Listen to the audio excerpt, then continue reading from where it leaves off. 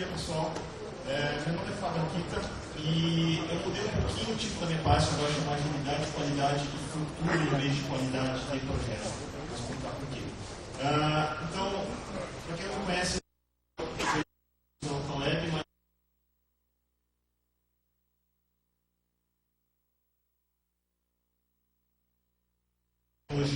mas também sobre os assuntos que eu vou tratar aqui nessa palestra. O adendo de Ruby on Rails, então, como o Gilberto mencionou, ano passado, no final de 2008, a gente fez o Rails Summit Latinoamérica, que trouxe mais de 550 desenvolvedores brasileiros, 14 nacionais, foi 2 dias com 2.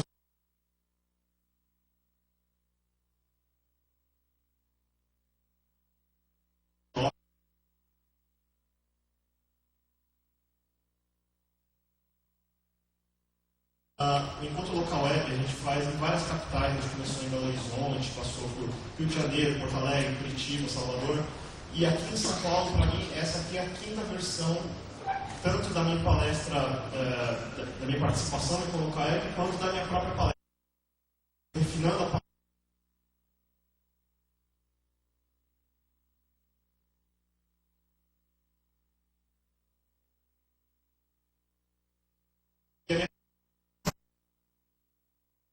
Assim é normal, porque eu tenho algo por volta de 170 slides para cobrir num curtíssimo tempo e todos os slides vão estar disponíveis tanto no site do Local Web quanto no meu site. Eu tenho as versões anteriores para quem estiver curioso para ver. E o que eu vou tratar aqui é o pico do iceberg. O que é isso? O pico do iceberg em termos de ideias e filosofias e em termos de prática.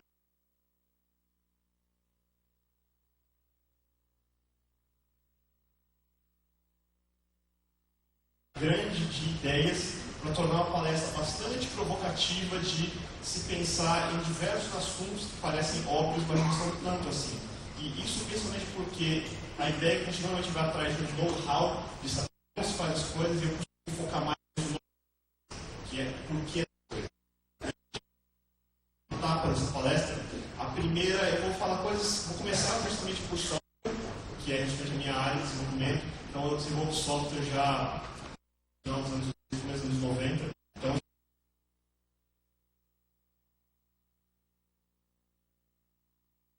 lido com ASP Local Web, já lidei com ASP desde 99 também, fora Java, PHP, todas as linguagens que ele perguntou a gente já mexeu. Então, e por todos os tipos de projetos também, então como freelancer, como fornecedor, como consultor, como funcionário. Então, tem algumas ideias que eu queria colocar numa primeira parte, então eu vou dar vai ser uma coisa mais, vamos dizer, palpável na primeira parte. Aí na terceira e quarta parte é que eu vou dar uma extrapolada, que eu quero ver o que acontece nessa versão experimental 1.5 aqui. Só para entender, quantos aqui nunca ouviram falar de conceito de metodologias ágeis e agilidade? Perfeito. Então, de quase 1000 pessoas que tem aqui, deve ter uma dúzia que nunca ouviu. Então, também, vocês vão se familiarizar com muitos conceitos que eu vou mostrar nas primeiras partes. A primeira parte que eu queria colocar é o entendimento do que a gente faz, produto, software. O software tem a seguinte característica: ele não é hardware, óbvio. Mas por que eu coloco isso em foco? Porque duas pessoas nunca enxergam o software da mesma maneira. Não é como eu te mostrar uma peça e eu garanto que 2 pessoas enxergaram a mesma peça do mesmo jeito.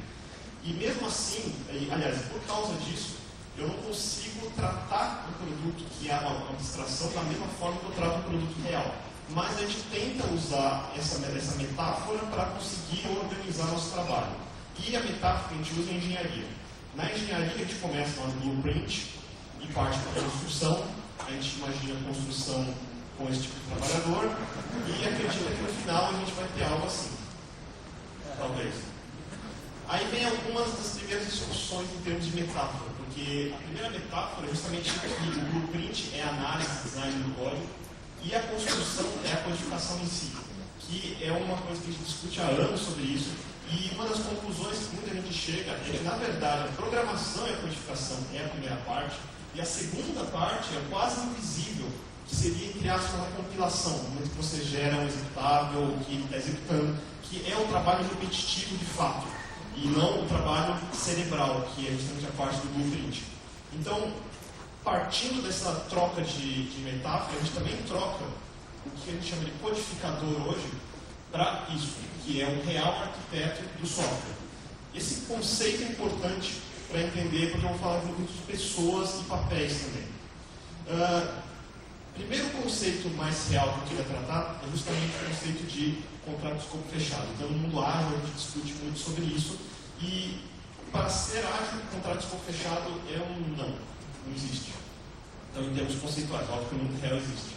Mas deixa eu tratar esse conceito e qual seria a evolução disso. Quando a gente desenvolve software, a gente parte de algumas limitações que a gente tem que controlar para poder gerenciar os recursos e tudo mais. As primeiras limitações são prazo, custo e, obviamente, escopo. A gente tem aquele contrato, por exemplo, eu quero isto, neste tempo, é este custo, é o normal de qualquer desenvolvimento, não só de software, com a maioria dos contratos como fixo. E o importante, justamente por isso que eu estou falando que o know-how não é tão importante, são as premissas por trás dessa construção.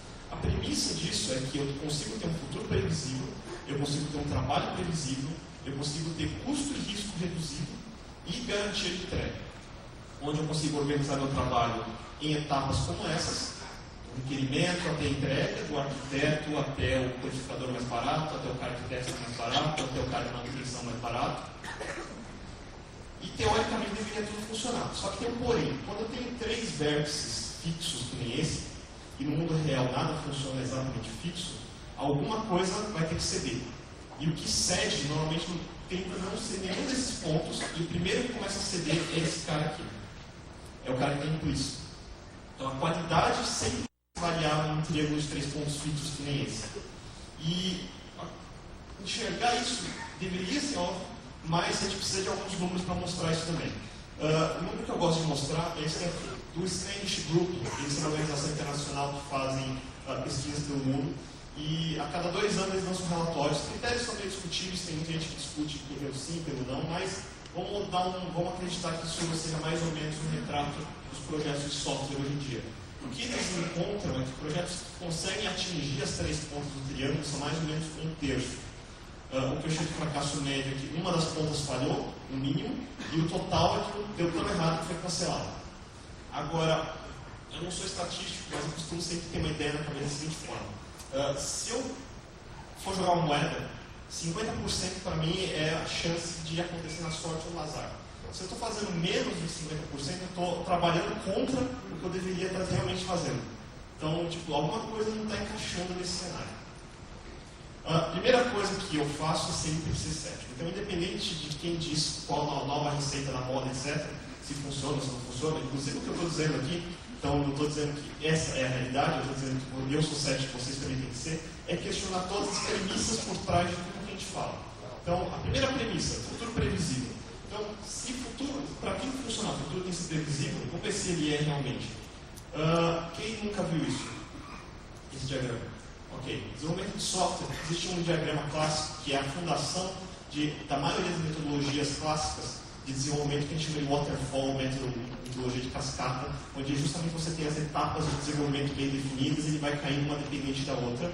Em termos de projeto, seria como se fosse um critical path, e isso determina o tempo total do projeto, por exemplo, e o escopo dele, o que eu vou fazer, em que etapa, etc. Nem todo mundo usa exatamente dessa forma. Ainda tem é ensinado dessa forma em alguns lugares.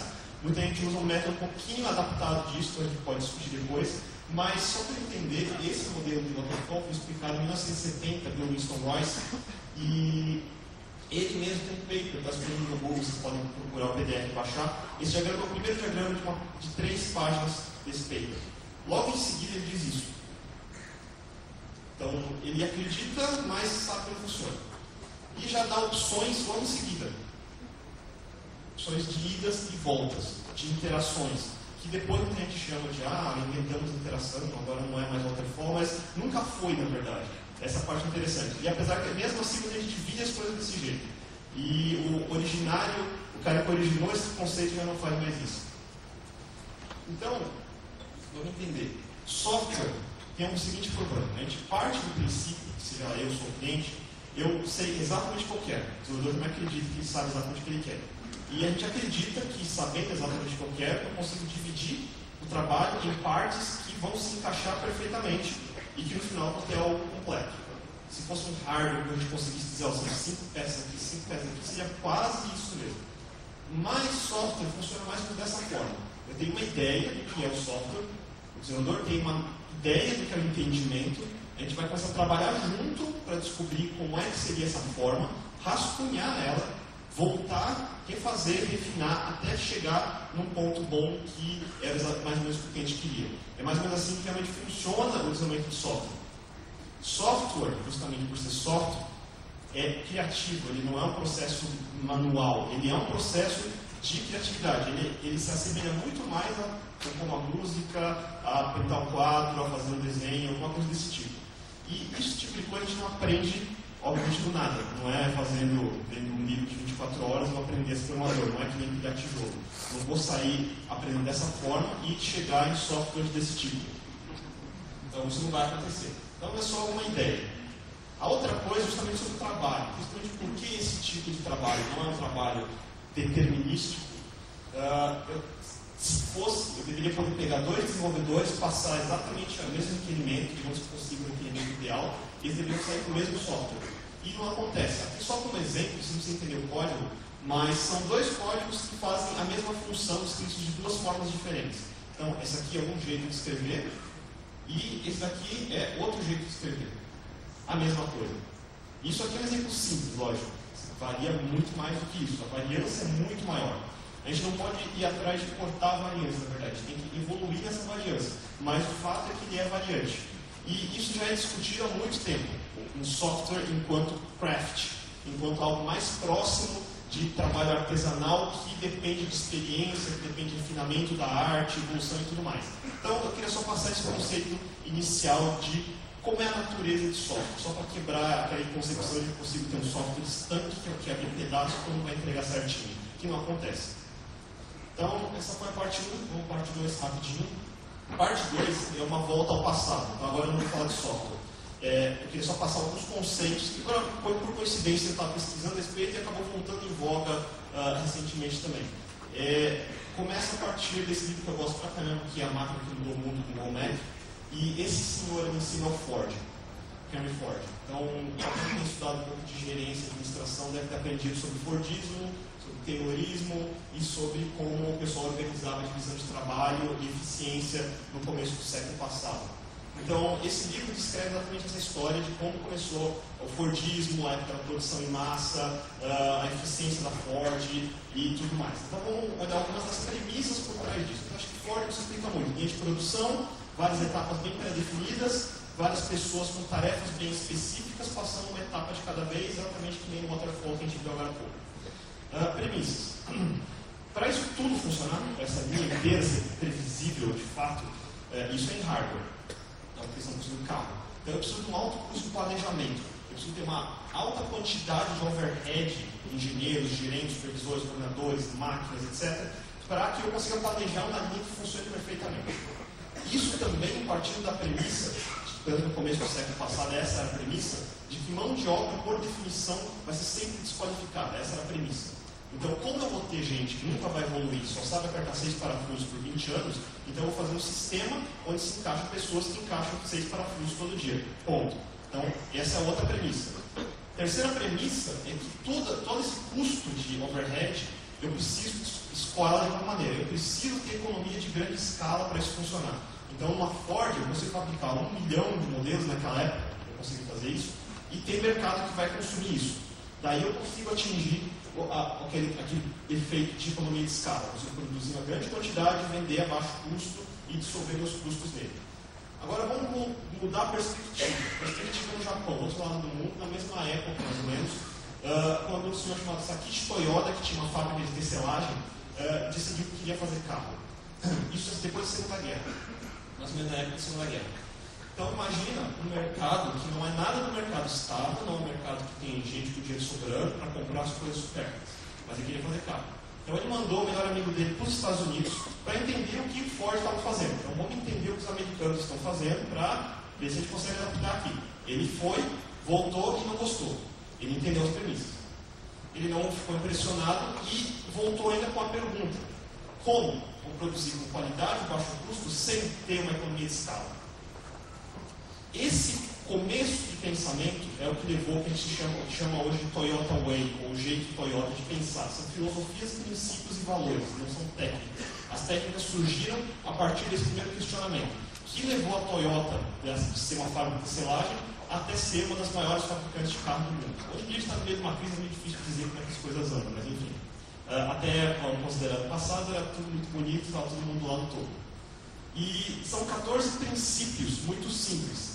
Infelizmente não vou ter tempo de escrever um por um, que são todos muito interessantes, mas a ideia desses princípios da Toyota não são únicos e exclusivos da Toyota. São critérios que, partindo das premissas corretas, você chega mais ou menos nas mesmas respostas, como outras empresas também já fizeram.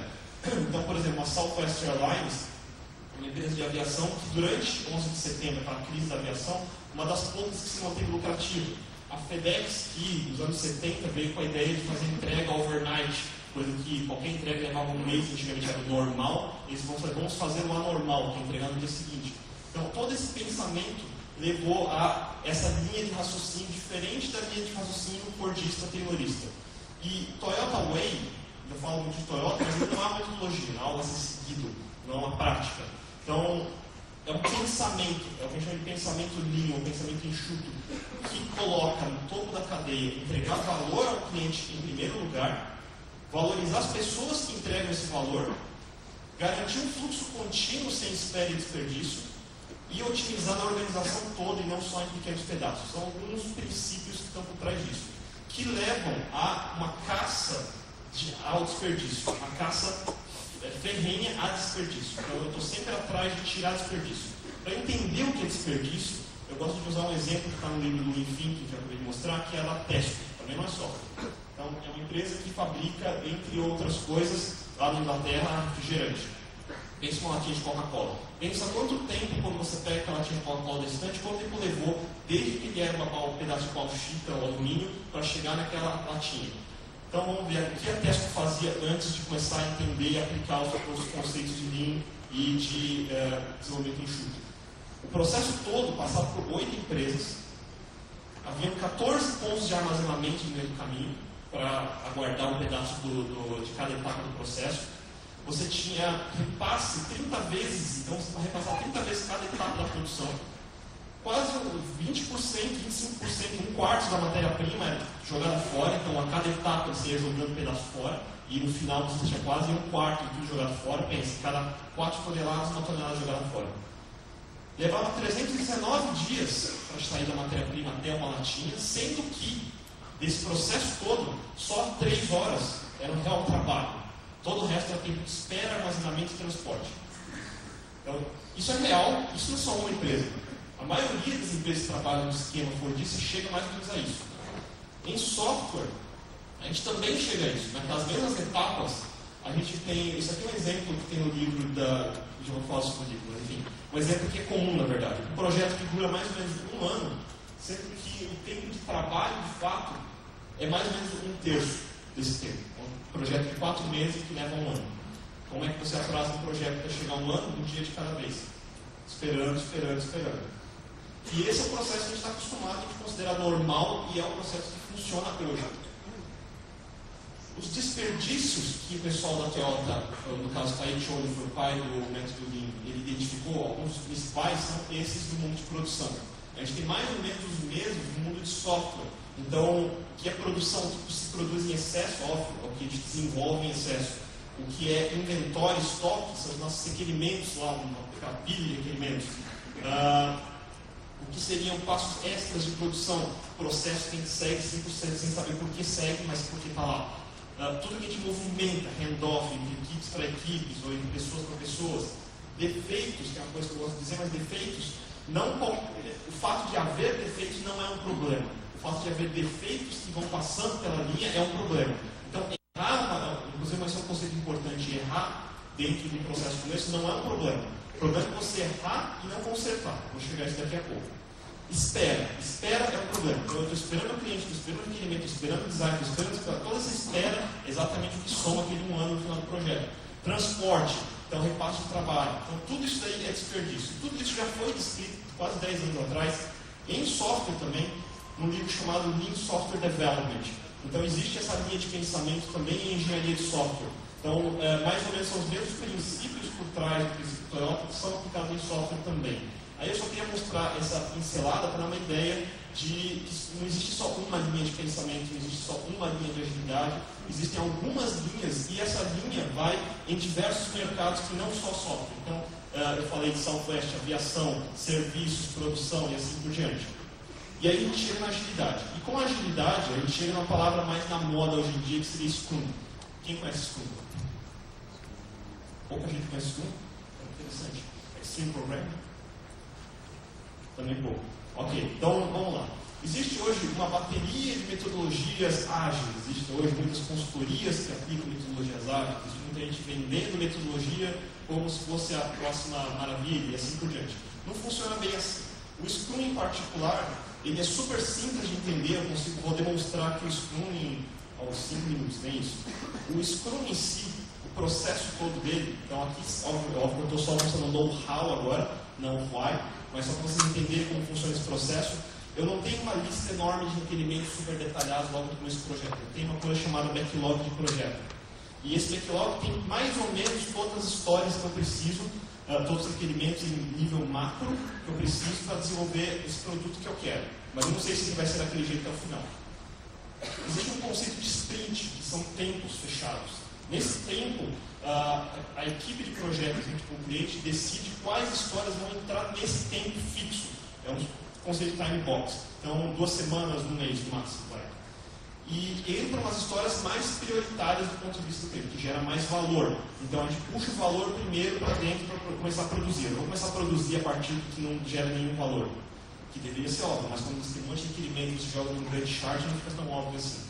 Aí, dentro do sprint, a equipe desenvolve aquelas histórias. Eles têm feedbacks diários entre si, existe até um nome para isso, daily Scrum. No final, possivelmente você vai ter exatamente aquelas histórias atualizadas desenvolvidas, que você já vai entregar para o cliente poder usar, ou se alguma coisa deu errado, ou se alguma coisa poderia ser melhorada. Isso é discutido também numa etapa que a gente chama de sprint review e retrospectiva. Então, é um processo que basicamente se fecha aqui, é isso. É esse ciclo, é super simples. Por exemplo, é super simples. O know-how é muito simples. O que está por trás é um pouquinho mais complicado. Para mim, uma das principais coisas que acontece no Daily Scrum, na review, na retrospectiva, no processo como um todo, é o que eu chamo de auto-reflexão, que em Toyota Way a gente chama de Hansei, que foi na palavra japonesa. E o principal disso é você começar a entender onde você erra. A maioria de nós não está acostumado a tentar procurar os nossos próprios erros, os erros dos outros e apontar erros não de forma crítica, mas de forma construtiva. É um exercício que não é uma coisa comum na nossa cultura hoje. A gente tem que esconder, na verdade. A verdade é que a maioria esconde. Então, se deu alguma coisa errada, não tem problema isso aqui, depois a gente arruma, etc. Então, o processo para funcionar, ele precisa começar pelo entendimento do erro.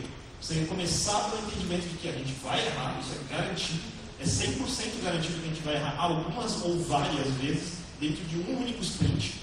E depois de entender isso, a gente precisa entender como a gente não erra de novo. Isso é melhoria contínua, que em termos de linha a gente chama de Kaizen, que também é outra palavra japonesa. Então, se uma palavra que você precisa gravar é Kaizen. Vou dar um exemplo de como é que isso funciona na Toyota, por exemplo. Então, um funcionário da Toyota, diferente do funcionário fordista, ele não é considerado um cara desqualificado. Como eu falei, foco nas pessoas que desenvolvem valor. Ele entende para que ele está na organização, ele entende o que ele está fazendo e como isso se encaixa no trabalho dos outros. Ele está no meio da linha de produção e recebe uma peça que ele sabe que está errada. O que ele faz com essa peça? Se fossem outras linhas de produção, ele passava adiante. Deixa para o cara de qualidade no final, lá no fim da ponta, para descobrir qual é o problema. Onde ele está, ele tem o conceito de defeito zero. Não tem, ele já tem o defeito. Como é que é defeito zero? Ele puxa uma coisa chamada, uma corda, por exemplo, que acende uma coisa chamada andon, que então a fábrica da Toyota está cheia de quadros com alarmes, mostrando, ó, aqui deu pau, para a linha toda, vamos descobrir a raiz desse erro para não acontecer mais. Alguns deles são manuais, alguns são automáticos. Então, se for esquema automático, por exemplo, tinha um exemplo que tem no livro de engenharia de produção na Toyota, que era uma etapa do processo que o cara recebia 3 tipos diferentes de peças que ele tinha que parafusar. Ele tinha 3 caixas diferentes de parafusos e peças. Então ele recebia um tipo de peça, tinha que abrir uma caixa com os parafusos, fazer e mandar para frente. O que acontecia, obviamente, na repetição era que ela pegava uma peça, abria uma caixa errada e entregava com falta de parafuso e assim por diante. Como é que foi uma das formas que eles resolveram? Dessa vez, quando ele recebe a peça, ele recebe junto um mecanismo que abre a caixa certa, de tamanho que ele não abre a caixa errada. Isso é um dos jeitos de você evitar erro com defeito zero, não depois chegar na inspeção e uma amostragem de 1% de erro. Isso é irrelevante, porque o erro já aconteceu. E em software, a gente tem um mecanismo desse tipo, se chama desenvolvimento orientado a teste, onde a gente faz teste primeiro e o teste vai dizer se o software quebra antes dele chegar lá na qualidade lá no final. Então existem esses paralelos que a gente vem desenvolvendo em engenharia de software com o tempo. Incluindo, falando em melhoria contínua, um parágrafo sobre padrões. Padrões, políticas, regras, regulamentos, onde a gente considera a seguinte forma. Existe alguém que define a forma como a gente trabalha. Então a gente vai numa empresa, tem políticas, tem regras, a gente sabe o seguinte, a gente tem que seguir, não deve questionar. Mais ou menos a regra é essa. Quanto maior a empresa, mais verdade a sua é. No conceito Toyota, o Taiichi Ohno diz o contrário. Padrões é o que funciona hoje, é um retrato do que é. Esse retrato do que é o retrato imperfeito. Então, o gerente de produção, que é o líder de produção responsável, ele tem a responsabilidade de não manter esse padrão. Porque se no mês seguinte tiver o mesmo padrão, eu vou questionar para esse cara, você trabalhou esse mês? Porque está fazendo do mesmo jeito? E se tem jeito melhor de fazer, por que não está fazendo? Não tem essa desculpa de porque a regra diz que eu deveria fazer desse jeito. Não. A regra diz como é hoje. Eu vou usar esse padrão para entender como eu faço melhor. Isso é melhoria contínua. Isso é um dos fatos de melhoria contínua e isso é conceito de padrão, propriamente dito. Padrões não foram feitos para serem estanques pelo simples fato de padrões serem escritos por humanos e humanos erram. Então, obviamente, todo padrão, por definição, vai estar errado. Isso é na versão 1.0. Além disso, nesse meio todo, não sei se vocês perceberam, existe um ponto que eu falei assim, a equipe começa a desenvolver e fica um tempo fixo desenvolvendo, uma caixa preta.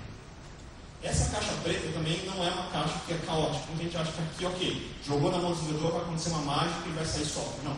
Existe um entendimento de como se faz esse software. Existem metodologias, técnicas e valores sobre isso. Um dos pensamentos, vamos pensar nos desperdícios que a gente estava falando. Então, os desperdícios de Lean e como a gente evita esses desperdícios. Então, eu falei que desenvolver demais é um desperdício. Então, eu estou desenvolvendo só as histórias prioritárias. Eu não vou desenvolver nada mais que isso. Requerimentos empilhados num canto é desperdício. Então, eu só vou detalhar aquelas histórias que eu vou trabalhar nessa sprint. Então, defeito sem teste é um problema. Então, eu vou praticar desenvolvimento orientado a teste. E assim por diante. Então, eu tenho uma série de mecanismos para ajudar nisso e várias metodologias que apoiam esse tipo de práticas, nessas práticas. Ainda tem entendimentos porquês. Existiu uma época, no final dos anos 90, onde havia várias metodologias diferentes, várias pessoas e pensadores diferentes.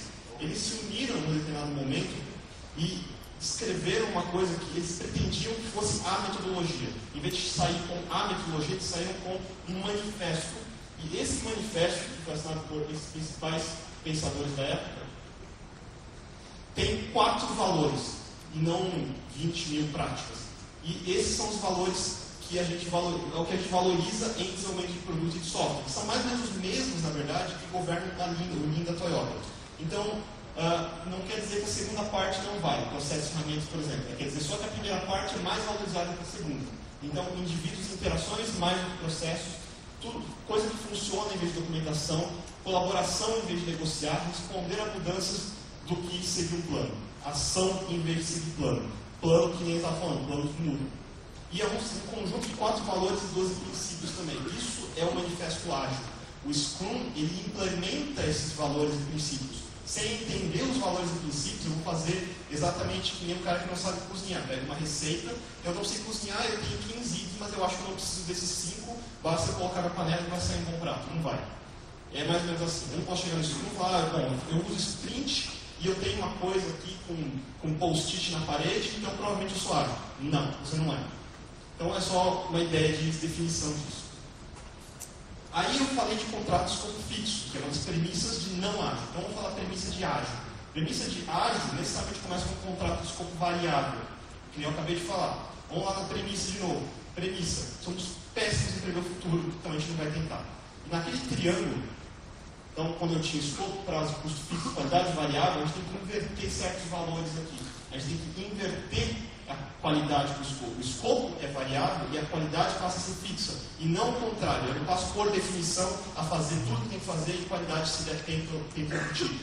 Essa é uma das chaves do raciocínio de como a gente pensa. Por quê? Que nem eu falei, lá no começo do projeto, ninguém sabe como vai ser o projeto. O software muda muito. Eu não sei como um quadro vai ser, ou como uma música vai ser. É exatamente igual com o software. E as pesquisas, na verdade, mostram que aproximadamente 60% de tudo que é desenvolvido no software não é usado depois que ele é entregue. Então, em vez de ter gasto 60% do seu esforço fazendo essas coisas que não precisaria ter, você já deveria ter colocado prioridade logo no começo, fazer o que precisa realmente com qualidade. Esse é o conceito. E a partir daí, aquele mecanismo começa a funcionar. Contrato de escopo fixo tem uma finalidade, ele não sai do nada também. A finalidade básica é encontrar um pescoço. É simples. Então, qualquer um que aceite o contrato de escopo fixo está alugando o pescoço. E o cara que está comprando, obviamente, está tirando dele. Ponto. É exatamente esse o conceito. O conceito de contrato de escopo variável, por definição, ele é colaborativo. Se eu ganho, você ganha. Se eu perco, você perde. Isso leva à questão de confiança. Confiança também é uma coisa que em Lean se fala muito. Então, se eu tenho fornecedor, funciona a minha empresa, nem meus fornecedores. Então, a Toyota teve casos assim. A Toyota teve casos com a GM, por exemplo. Então, a GM, no começo, tentou entregar do jeito dela, não conseguiu, não atendia. Então, a Toyota, em vez de chegar e falar, ok, vamos cortar o contrato aqui, porque você não me atendeu, não, eu vou te ensinar como eu faço, vamos ver se você consegue. Se conseguir, a gente continua. E é exatamente assim que continuaram a trabalhar em muitas oportunidades que eles tiveram, porque bom, eles são grandes, não é toda a GM, são partes de fábricas da GM. Eu vou chegar num caso específico daqui a pouco. Esses 4 papéis são os papéis de Scrum, o dono, o Product Owner, o Scrum Master e a equipe. Isso aqui depois a gente pode ver em detalhes depois também, mas só para entender os papéis aqui. Esses são os papéis que a gente chama os papéis principais, vamos dizer assim. Então, eu tenho um cliente, eu tenho um Product Owner que preza pelo cliente, que prioriza as histórias, que ajuda a priorizar, um Scrum Master que preza pela equipe, e uma equipe que desenvolve todas as prioridades primeiro, usando todas as técnicas que mencionei. A diferença é que equipe aqui, de novo, não é esse tipo de equipe. Não pode ser. Não tem como ser. Essa premissa está errada. E também, uma coisa que eu repito, dentro daqueles papéis, Product Owner, Scrum Master e equipe, eu preciso fazer uma pergunta para muita gente. Aonde se encaixa aí o gerente tradicional que faz Gantt chart, que faz orçamento, que faz atribuição de tarefa, que faz todo esse tipo de trabalho? A maioria erra, e a resposta real, na verdade, é que não existe. Não existe esse papel, da forma como ela é, pelo menos do jeito tradicional dela. Se a gente olhar a definição dos papéis, vamos apelar para o Wikipedia, em Scrum, o Product Owner, ele representa a voz do cliente. O Scrum Master não é o líder da equipe, porque a equipe é auto-organizada. E a equipe tem capacidades cross-funcionais que permitem que ela seja auto-organizada, dentre outros pré-requisitos. Então, algumas palavras que passam despercebido, porque não é uma coisa que a gente usa todos os dias. Não existe esse tipo de gerente. E uma coisa que a gente tenta, não quebrar, mas vamos pelo menos dizer, mexer, é na hierarquia. E aí, só para explicar, hierarquia, de novo, de onde vem? Então, vem de hieros, sagrado, e arcos, comandar e liderar. Então, hierarquia, por definição, é o sagrado no topo mandando para baixo, é o que a gente chama de comando e controle. Comando e controle, que é o jeito tradicional de desenvolver, jeito fordista, e todos aqueles conceitos que eu acabei de falar que não funcionam. E o que é a evolução disso? É a inversão da pirâmide. A inversão da pirâmide leva a uma das premissas de agilidade, que não é uma escolha, que é autogerenciamento. Uma equipe que se autogerencia.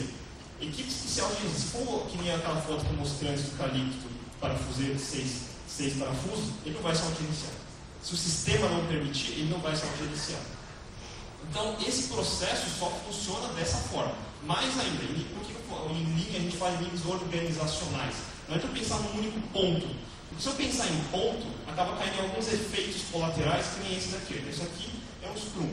Mas, entre empresas de implementação, uma equipe que faz o Scrum, outra equipe que faz o Scrum, outra equipe que faz o Scrum, outra equipe que faz o Scrum, e logo isso aqui se torna o quê? De novo, um waterfall disfarçado. Não mudou muita coisa. Então, na verdade, além de ser autogerenciadas, as equipes são cross-funcionais e são responsáveis pelo produto de ponta a ponta. É exatamente assim que funciona no Lean. Não quer dizer que ele faça necessariamente todas as pontas, mas a gente tem pelo menos um controle disso dentro de pessoas que são capacitadas a entender a ponta a ponta. Então, a organização é importante, as pessoas são importantes, as decisões são tomadas pelas pessoas e não por cima. E a gente tem que ver as premissas sobre pessoas também. Existem várias teorias, na verdade, de gerenciamento, dentre elas a teoria X e a teoria Y, que é bem comum.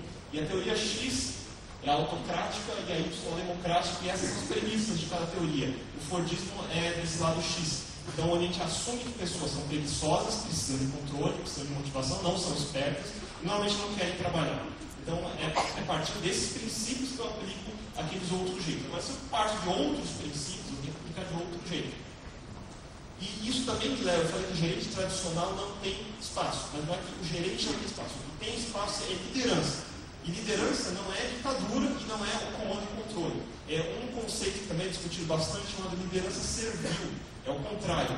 Eu não estou aqui para mandar na minha equipe, eu estou aqui para servir a minha equipe nos pontos onde ela não consegue andar além desse ponto da organização. Então, a equipe se autogerencia, desse que faz, dentro daquele escopo de sprint, por exemplo, e eu sou o cara que vou tirar os impedimentos, que vou negociar com fornecedores, que vou controlar coisas, retorno de investimento, coisas desse tipo. Mas eu não sou o cara que vou dizer, você hoje vai fazer essa tarefa, você amanhã vai fazer 10 horas, amanhã você não pode tirar férias, assim, isso não é assim. Não é essa a função principal, isso é secundário, essa é a parte burocrática. Isso também é discutido há muitos anos. Um livro famoso dos anos 80, 83, do Kenneth Blanchard, e aí vocês vão reconhecer o Spencer Johnson, que é o cara que escreveu o Que Mexe no Meu Queijo, mas enfim, o gerente 1 minuto discute exatamente esses conceitos. O conceito de ser um gerente que, aí na história desse livro, que atua em 1 minuto por pessoa. É 1 minuto para dizer expectativa, 1 minuto para caçar o que ele fez de certo, para poder dizer para ele que ele fez certo, para caçar o que ele fez de errado, para explicar por que ele fez errado e dizer só sobre o comportamento e não sobre a pessoa. A maioria dos gerentes mais ditatoriais, autocráticos, por exemplo, você é burro, por isso que você está fazendo errado, eu sabia disso. Esse é exatamente o jeito que não funciona. E essas são algumas pico do iceberg de premissas para se sair daquele modelo que eu falei de desperdício e acrescimento de desperdício para o modelo ágil. Isso aqui é o modelo ágil, onde a espera é mínima e o tempo de trabalho é maximizado. Aí, voltando a Lean, deixa eu fazer um relato sobre um experimento. Existia uma fábrica da GM, então eu falei Toyota e GM, então existia uma fábrica da GM que foi uma das piores fábricas de todos os tempos da história da GM. Então, em 82, a GM fechou essa fábrica. E por que ela fechou? Porque era abismal a quantidade de problema. Era a fábrica que menos produzia, eles tinham 20% mais gente na folha de pagamento, porque o pessoal faltava a botão. Tinha enormes problemas de droga, abuso, etc. Fora a sindicato em cima, mais de 5 mil processos de sindicatos em cima. Não funcionava essa fábrica. Então, ela foi fechada e 2 anos depois ela foi reaberta numa joint venture da Toyota com a GM, chamada New United Motor Manufacturing Inc., que é a NUMI. E essa NUMI, quando ela reabriu, ela tinha uma premissa. A premissa era de contratar 85% das mesmas pessoas que estavam naquela fábrica. Os mesmos. E em 2 anos, essa se tornou a fábrica que mais produzia 2 vezes mais que a anterior e mais que qualquer outra fábrica da GM. A qualidade era muito maior, as faltas caíram para mínimos 3%, o uso de substâncias, drogas e tudo mais caiu para quase zero. Em 8 anos de operação, em vez daqueles 5 mil processos, eles tiveram 700 pequenos probleminhas com o sindicato. E 90% dos funcionários categorizam essa fábrica como satisfatório ou muito satisfatório. Então, a fábrica e as pessoas não mudaram, o trabalho não mudou, alguma coisa mudou. O que mudou? Normalmente, é a conclusão que a gente chega nas práticas gerenciais. E começou com algumas. Então, a Toyota trouxe o Sensei da Toyota, do Japão, para essa fábrica, para começar a ensinar. O que é liderança servil? Em vez de você ter o supervisor com o cronômetro checando 1 por 1 das pessoas na linha, eles deram o cronômetro para a pessoa na linha e deixaram os engenheiros à disposição para que as pessoas tirassem dúvidas de como melhorar o que estavam fazendo. E começou por aí. a tornar as pessoas não só empowered, que é o que se falou muito no final dos anos 80 e 90, mas responsáveis e com os recursos para. Então, muda a relação de controle e comando com a relação de realmente autogerenciamento. Isso levou algum tempo, não foi do nada. Até foi rápido, na verdade, 2 anos muito rápido. E mesmo assim, depois de GMV vendo algum sucesso, vamos fazer em outras fábricas. E não funcionou. Porque eles aplicaram o know-how, vamos aplicar as práticas. Então é só dar o cronômetro para o cara que vai tudo funcionar, então vamos dar outra fábrica e dar o cronômetro também. Não é assim. Então você tem que entender qual é o valor por trás e por que isso funciona para conseguir aplicar em outras fábricas, que é o que a gente não conseguiu fazer em muitas outras. E para onde se vai com isso? Então eu comecei com algumas coisas mais ou menos reais de software, que a gente conhece, aí eu comecei já a extrapolar um pouco a produção, falei de Lean, falei de Ágil, e como isso evolui de comando e controle para o gerenciamento, e o próximo passo. Esse próximo passo é um passo que é realmente um passo enorme. Já foi discutido diversas vezes, é o que a gente chama de fim do gerenciamento. E o que esse livro, um dos livros, tem várias discussões sobre isso, levam a organizações democráticas. O que é isso? Vamos falar só superfície. Então, imagine um lugar onde você trabalha quando quer, onde você escolhe seu chefe, onde você escolhe o que faz, você escolhe quanto quer ganhar, sabe quanto todo mundo ganha, escolhe quem vai contratar para sua equipe, só vai em reunião que importa, e se não importa você levanta e dá o volta da perna e vai embora, porque se ninguém está na reunião porque ela deveria existir. É responsável pelos lucros, você tem participação neles, então o que você faz importa. Vota em tudo que realmente importa, não votar em tudo, votar em tudo que importa. Então, democracia não é voto, democracia é liberdade com responsabilidade. E você tem valor. Será que existe uma situação que nem essa? Então, talvez se a gente procurar nos primórdios da China antiga, a gente vai encontrar uma organização, uma alienígena que fez algo parecido com isso. Na verdade, está bem mais perto do que a gente pensa. Eu tenho um exemplo que eu achei super interessante, também é discutido já há décadas. Eu tenho um exemplo que começa em 1983, por aí também, nessa época, chamada Senco, que é uma organização brasileira que funciona exatamente dessa forma que eu acabei de descrever. Esse paper do presidente da Senco, o presidente que chama Ricardo Sandler, chamado Gerenciando Sem Gerentes, e a partir dele escreveu diversos papers, seminários, se não me engano, foi o presidente da Fiesp também.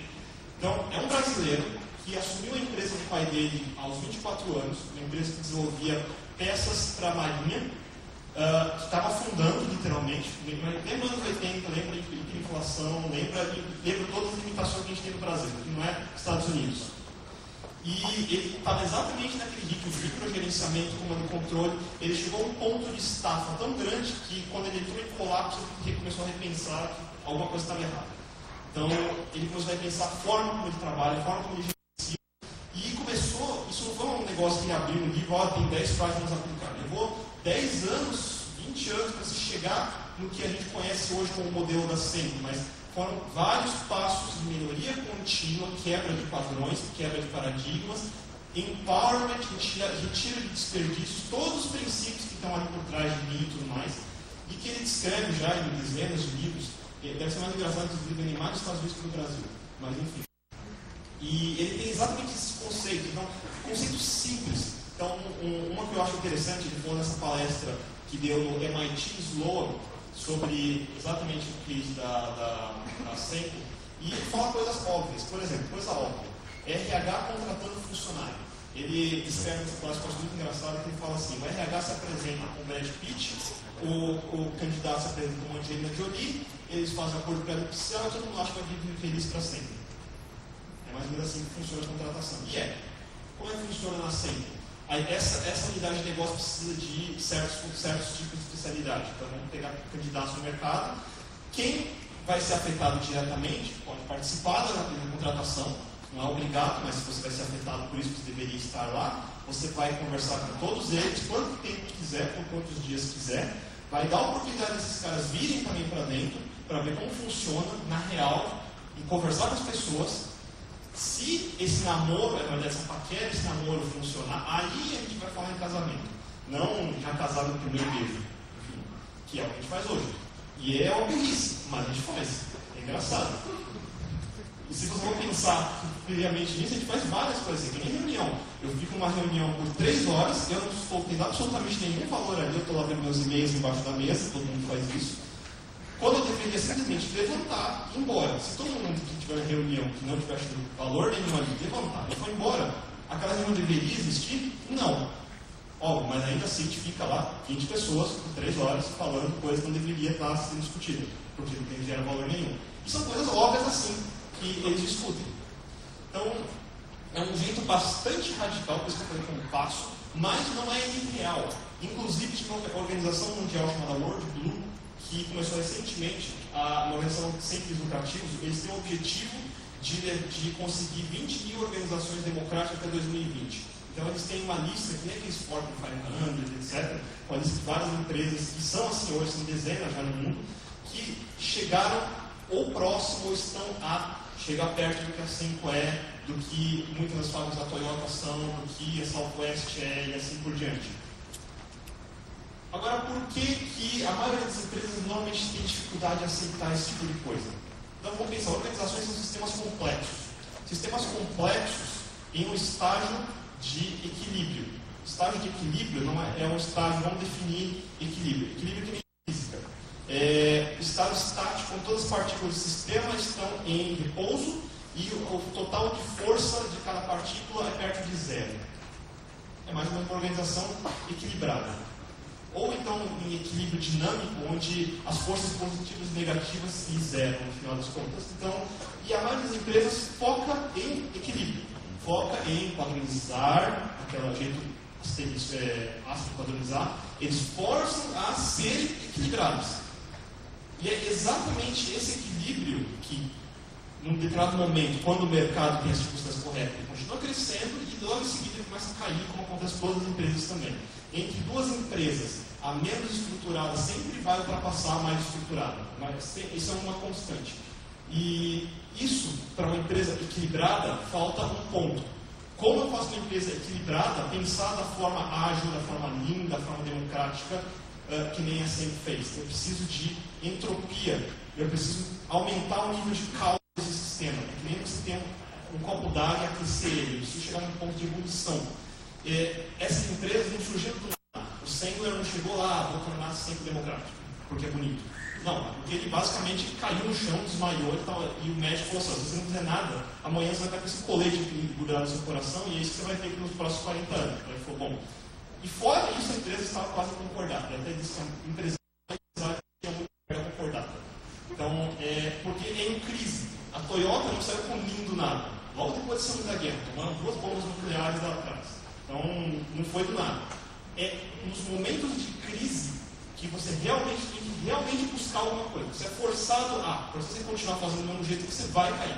Se o tio está com furo no navio e não tampar, ele vai afundar, óbvio. Mas como ele se vê num período, não porque é a maior no mercado ou a média, mas a maioria que tenta buscar o equilíbrio. Já está no mercado há 20 anos, então não vai mudar. Então a gente precisa aumentar a entropia disso. A gente precisa chegar no nível física, e estudo social a gente chama de o limiar do caos. Não é o caos, mas também não é a ordem, é o limiar. É nesse limiar que a gente coloca que existe melhoria contínua. É um estágio de constante melhoria e saída do equilíbrio, de aumento de entropia. Isso tudo tem toda uma literatura sobre isso. Eu podia recomendar um chamado Linked, que fala sobre formação de redes. Pensa na natureza. Qualquer ecossistema não é centralizado, é descentralizado.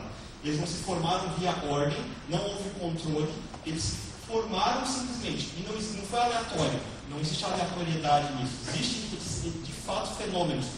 E esses fenômenos levam a sistemas robustos, levam a sistemas autossustentáveis, levam a sistemas que se melhoram com o tempo, e isso é evolução. A internet hoje só funciona porque ela não é centralizada, e ela evolui exatamente como evolui um ecossistema, como evolui artérias no nosso corpo, como evolui neurônios no nosso cérebro, como evolui qualquer fenômeno natural que não é governado pelas leis de equilíbrio e média que é o que a gente aplica em sistemas organizacionais hoje. Isso, tirando esse pensamento, a gente chega no primeiro estágio que a gente fala em ágil, Scrum, de equipes auto-organizadas, a gente chega em equipes autodirigidas, que é um estágio ainda mais à frente, e talvez a organizações democráticas como a Cenco chegou. E é o que todo mundo fala, né? Então isso nunca vai funcionar na empresa. Todo mundo tem medo de notícia por alguma razão, não sei porquê. E a mensagem de 2008 que eu acho interessante, mas eu não mexo com política, mas é sim, por que não? E por que eu acho isso? Vou explicar. Todo mundo quer resultado diferente, todo mundo quer passar o outro, todo mundo quer ser melhor no mercado, todo mundo quer ganhar mais, todo mundo quer evoluir, todo mundo quer ter mais tempo, todo mundo quer ter muita coisa que não tem hoje. Então vamos definir um conceito que eu chamo de insanidade. Insanidade é fazer as mesmas coisas o tempo todo e esperar resultados diferentes. Quem disse isso foi Albert Einstein, que também disse que respeito impensado por autoridade é o pior inimigo da verdade. Óbvio, deveria ser, mas ainda assim a gente abaixa todas as regras sem entender por que elas funcionam, simplesmente porque elas estão lá, sempre estiveram e então sempre vai continuar tendo. Então, para finalizar, o caminho, até o próprio Manifesto Ágil já diz no primeiro parágrafo dele que a gente não sabe, a gente está descobrindo, isso está disso no manifesto. O Manifesto Ágil não tem a resposta, ela tem princípios e valores que a gente está evoluindo, implementando de forma de prática, e vamos descobrir fazendo. É como todos os dias descobriram, como a Torá descobriu, como a Southwest descobriu, como a SEM descobriu. Então, recado, não existe receita. Agilidade, todos os conceitos não são procedimentos que eu posso comprar na banca e começar a aplicar. É cultura e valor. E quando eu falo cultura e valor, eu gosto de usar uma analogia muito simples. Imagina você é pai e você tem filhos. Como você explica valores como certo e errado? Você dá para ele um livro chamado Aprenda a Ser Certo em 24 horas? Não. Você não vai fazer isso. E é exatamente dessa forma errada, se alguém faz. Exatamente o jeito que eu não devo tratar minha equipe, por exemplo. Então, faça desse jeito que eu mando, que é o jeito que está certo. Não. A gente vai trabalhar com exemplos, com explicações, com porquês, com evolução, melhoria contínua, deixando errar, explicar por que era e permitir que se suba. É o extremo oposto da nossa cultura atual de fast food, de emagrecer em 7 dias, de ficar mais inteligente em 24 horas, de ficar rico em uma semana, enfim. E o principal conceito é comprometimento. A Toyota levou 20 anos para conseguir isso, a Sempa levou 20 anos para conseguir isso, nenhuma dessas empresas conseguiu em pouco tempo. E para conseguir alguma coisa, a gente tem que caminhar um passo de cada vez, não é não voltar para trás.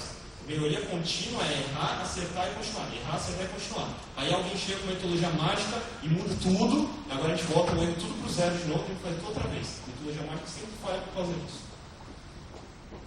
Como acho que a gente tem 1 minuto? Tem 1 minuto ainda? Então, como tem 1 minuto, então eu sempre deixo no final, quando sobra 1 minuto, um one more thing, que é um conceito também relacionado chamado profissionalismo. E aí eu queria balizar o conceito de ser profissional. O que significa então o papel de ser profissional nessa história toda? E por acaso, dentro daqueles assinantes do Manifesto Ágil, um deles se chama Bob Martin, que da área de engenharia de software, ele também fala de livros com código limpo e tudo mais. E esse ano, na RailsConf, então aí falou de Rails, onde eu estava, em Las Vegas, ele tem uma palestra muito legal e tem um trecho que eu gostei muito, que eu queria mostrar o que ele explica sobre o profissionalismo.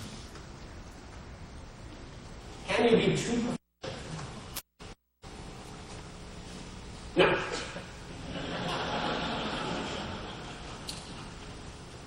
We have to be careful about the definition of the term. Professionalism does not mean formalism. Professionalism does not mean adhering to bureaucracy. Professionalism is honor. Professionalism is being honest with yourself and disciplined in the way you work. Professionalism is not letting fear take over. Those of you who have had the experience of having a deadline loom and you threw away all of your rules just to get the deadline done were behaving unprofessional because you allowed fear to rule. A professional becomes calm when the pressure mounts. I've given this metaphor before, and I will close with this metaphor. Imagine that you are having an out-of-body experience. You are on an operating table, and your outer body floating above it. Watch the doctor perform open-heart surgery upon you. Now, here's a man who has a deadline, quite literally. Right? He's got to get this operation done in a certain amount of time. How do you want him to behave? Calmly, following his rules, step by step, carefully adhering to his disciplines, or do you want him to behave like the actor on his terminal?